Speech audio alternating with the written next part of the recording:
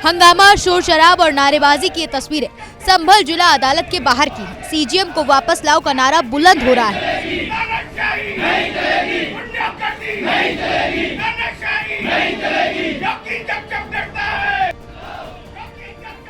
बुधवार को जैसे ही ये खबर वकीलों तक पहुंची कि सीजीएम विभांशु सुधीर का तबादला हो गया, इस आदेश के खिलाफ वकीलों ने मोर्चा खोल दिया।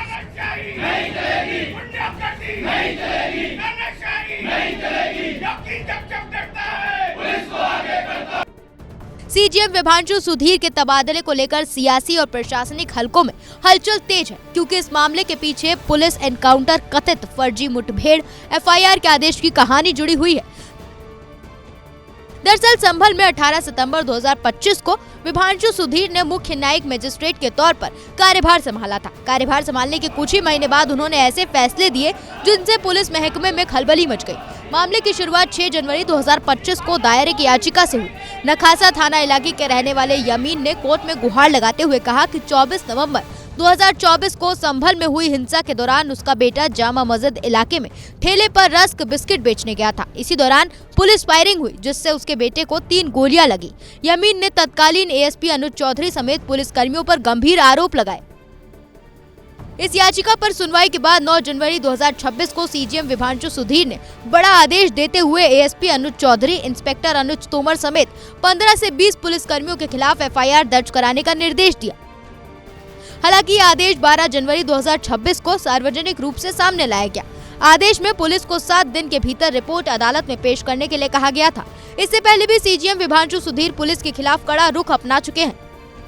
24 दिसंबर 2025 को उन्होंने करीब 3 साल पुराने एक मुठभेड़ मामले में तत्कालीन बहजोई थाना प्रभारी पंकज लावन्या, 4 इंस्पेक्टर और 2 दारोगा समेत 13 पुलिस कर्मियों पर फर्जी एनकाउंटर का केस दर्ज करने का आदेश दिया था और पुलिस से 3 दिन के भीतर रिपोर्ट मांगी थी।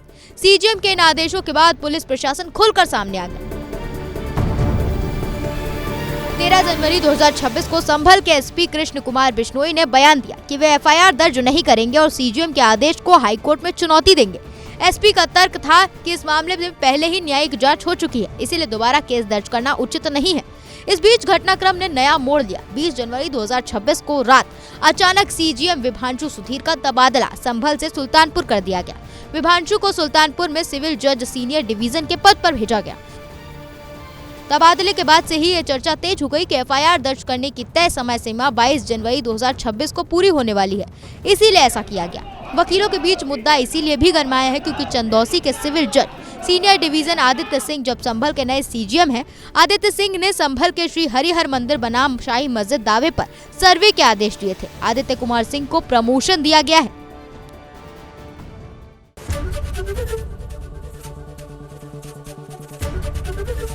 एबीपी गंगा, खबर आपकी, जुबान आपकी।